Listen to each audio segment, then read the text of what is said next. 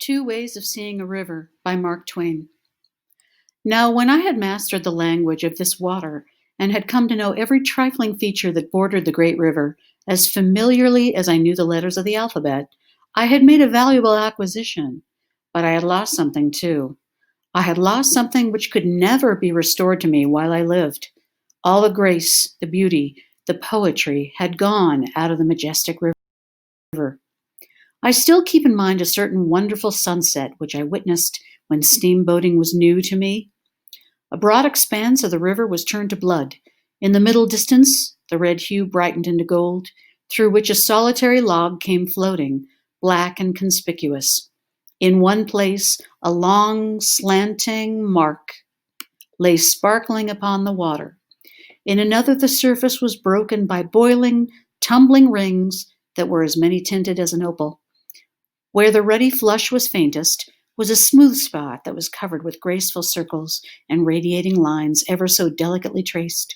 The shore on our left was densely wooded, and the somber shadow that fell from this forest was broken in one place by a long, ruffled trail that shone like silver.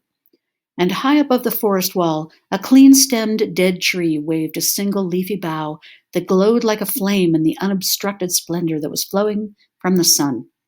There were graceful curves, reflected images, woody heights, soft distances, and over the whole scene, far and near, the dissolving lights drifted steadily, enriching it every passing moment with new marvels of coloring. I stood like one bewitched. I drank it in. In a speechless rapture, the world was new to me, and I had never seen anything like this at home.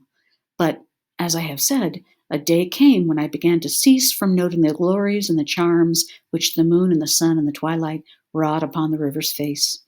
Another day came when I ceased altogether to note them. Then, if that sunset scene had been repeated, I should have looked upon it without rapture, and should have commented upon it inwardly in this fashion.